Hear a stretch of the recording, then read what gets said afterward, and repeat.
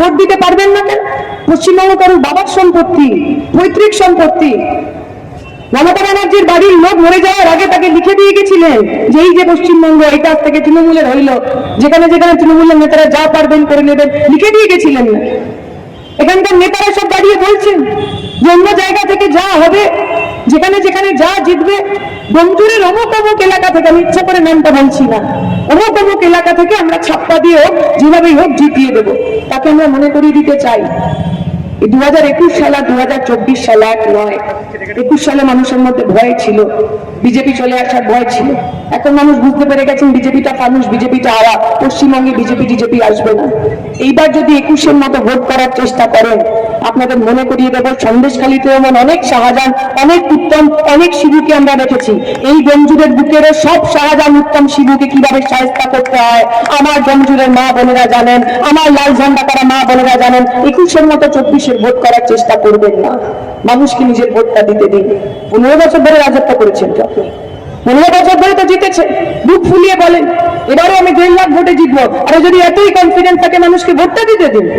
যদি এতই আপনি মানুষের কাজ করে থাকেন দিন, সাধারণ মানুষ ভোট দিন, দেখি না রেজাল্ট কি হয়। যদি সাধারণ মানুষের জন্য আপনি কাজ করে থাকেন, মানুষ নেমক হারাম না, মানুষ গদ্দার নয় আপনাদের মতো। আপনি ভালো কাজ করলে আপনাকেই ভোট দেবে। মানুষ ভোট দিতে পারলে, মানুষের যদি মনে হয় আপনি ভালো কাজ করেছেন, আমরা হেরে যেতেও রাজি আছি, আমরা পরাজিত হতেও রাজি আছি, কোথাও কোনো লজ্জার ব্যাপার নেই। কিন্তু মানুষের ভোটটা মানুষকে দিতে হবে। আপনারা শুনে থাকবেন এখানকার যিনি এমপি, এখানকার যিনি সাংসদ, তিনি অনেক ধরনের কথা বলেছেন, ব্যক্তিগত আক্রমণ আমাকেই করেছেন। আমি সে কথায় যাব না, কারণ আমার যে রুচি, আমার যে শিক্ষা, আমার যে রাজনীতি, ব্যক্তিগত আক্রমণ করতে আমাকে শেখায়নি। এখন প্রশ্নটা হচ্ছে একজন হাদুর বয়সী মেয়েকে উনি এত ভয় পাচ্ছেন কেন? ওনার বয়স 67, আমার বয়স 30।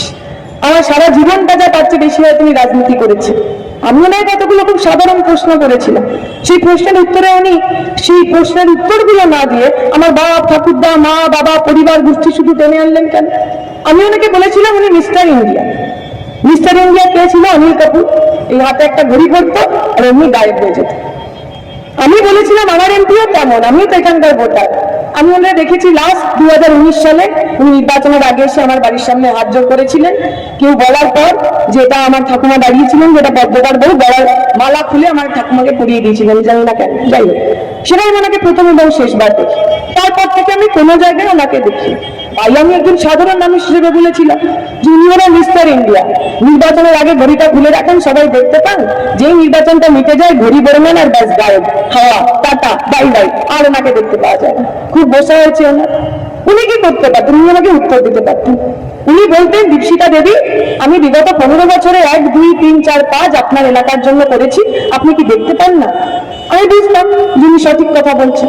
উনি তার উত্তর দিলেন না। উনি বলতে পারলেন না 15 বছর এই এলাকার জন্য আমি এতগুলো কাজ করেছি, বলতে পারেন। তার বদলে বলতে লাগলেন ওর দাদু, ওর অমুক, ওর তসু, ওর দাদুও এমএলএ ছিল, তাই ও আজকে আবার এমপির ক্যান্ডিডেট হয়েছে। আমি বলছি, আমি যখন রাজনীতি করতে আসি, আমি আমার ঠাকুরদার পরিচয়, বাবার পরিচয় রাজনীতি করতে আসিনি। আমার রাজনীতি শুরু হয় আশুতোষ কলেজ থেকে। কেউ জানতেন না আমার দাদু এত বছরের বিধায়ক। 2012 সালে আমি দিল্লিতে জওয়াহরলাল নেহরু ইউনিভার্সিটিতে আমার উচ্চশিক্ষা, আমি অনেক নেতার মেয়ে, অতএব আমাকে নেতা করেন।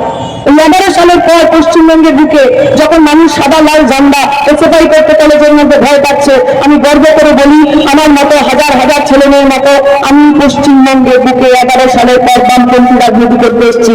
আমি কারোর বাপকে ভয় পাই না, কোনো তৃণমূলকে ভয় পাই না, কোনো মমতা ব্যানার্জির গুন্ডাকে ভয় পাই না। ওনাদের মনে করে দিতে চাই 2013 সালে আমি যখন জেএনইউতে পড়তে গেছি, 2014 সালে সরকার বদলেছে, বিজেপির সরকার এসছে। আপনারা জানেন তারপর থেকে একটা দিনে এমন যায়নি যেদিন এই আমার ক্যাম্পাসটা বিজেপি দ্বারা আক্রান্ত হয়নি। আমি 2014 সালে বিজেপির গুন্ডাদের চোখে চোখ রেখে রাজনীতি করতে এসেছি। আমি কারোর বাপ ঠাকুরদার পরিচয় রাজনীতি করতে আসিনি। আমি লাল ঝান্ডার রাজনীতি করতে এসেছি, স্বাধীনতা, গণতন্ত্র, সমাজতন্ত্রের রাজনীতি করতে এসেছি।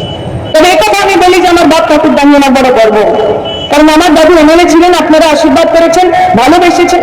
আমি যখন এখনো প্রচারে যাচ্ছি অনেকেই বলছে যে তোমার দাদু আমার বাড়িতে এসে দুপুরবেলা খেতেন, এমন একদিনও হয়নি যিনি এই এলাকায় এসেছেন এবং আমার বাড়িতে আসেননি। উত্তম দাদার বাড়িতে আমি ছিলাম, উত্তম দার মা আমাকে ছবি দেখাচ্ছিলেন যে ঠাকুরদা তখন তার বাড়িতে এসেছিলেন এবং বললেন যে আমি তোমার ঠাকুরদাকে বাবা বলে ডাকতাম। আমার অদ্ভুত দায়িত্ববোধ মনে হলো।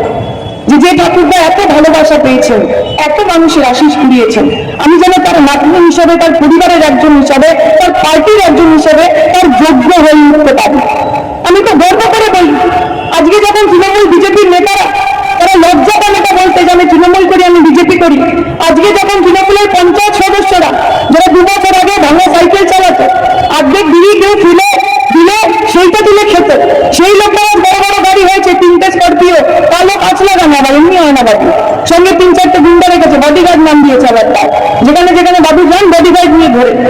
আমি গর্ব করে বলতে পারি, এই এতদিন ধরে আমার পার্টির নেতারা এই এলাকার দায়িত্ব সামলেছেন, এমপি হয়েছেন, এমএলএ হয়েছেন, স্বদেশ চক্রবর্তীর কথা উত্তমদা বলছিল, আজ অব্দি কখনো আমার কোনো নেতাকে চোর ডাকাত অপবাদ শুনতে হয়নি, একদিনের জন্য জেলের ঘানি টানতে হয়নি। আমি গর্ব করে বলি, আমি এই লাল ঝান্ডার উত্তরসূরি, আমি এই বামপন্থী পরিবারের উত্তরসূরি, যারা রাজনীতি করতেন, টাকা কামাতে আসতেন।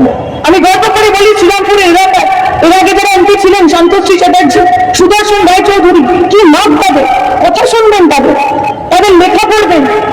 আর তারপর যখন আপনি আপনার এইবারে তিনি 15 বছর ধরে এমপি রয়েছেন, তার কথা শোনেন, মনে হয় আকাশ আর পাতালের পার্থক্য। শিক্ষা, দীক্ষা, রুচি কিচ্ছু নেই। আমরা বলছি, এই এলাকার মানুষকে তার রীত, ঐতিহ্য, তার গর্ব ফিরিয়ে আনতে হবে।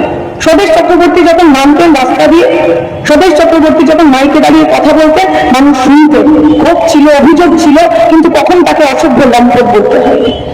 আমার পার্টির নেতারা যখন এই এলাকাকে সামলেছেন, চেষ্টা করেছেন আপনার কথা ওই পার্লামেন্টের মধ্যে গিয়ে বলতে, কতবার বলেছেন আপনার এলাকার এমপি আপনার এলাকায় অসুবিধা নেই। আমি কালকেই দেখছিলাম উনি কতগুলো প্রশ্ন করেছেন, আমি দেখলাম বিগত 15 বছর আমার এলাকার এমপি একবারের জন্য একটা প্রাইভেট বিল রেজ করেননি। প্রাইভেট বিল কি?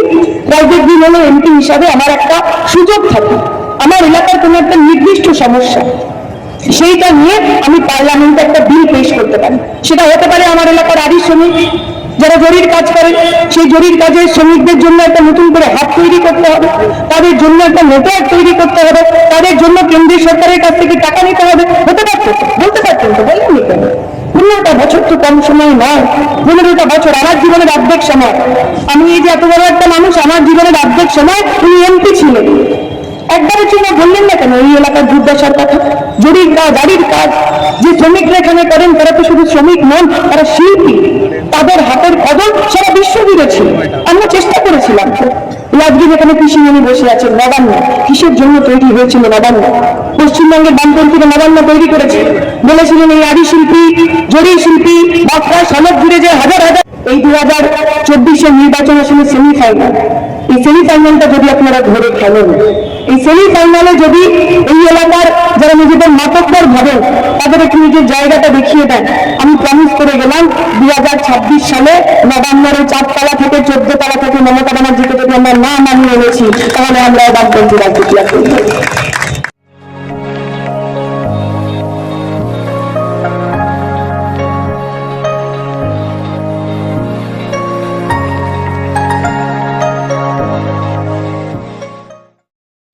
আল তামার রেস্টুরেন্ট এবার নিবড়াই সম্পূর্ণ শীততাপ নিয়ন্ত্রিত অত্যাধুনিক সুসজ্জিত রেস্টুরেন্ট।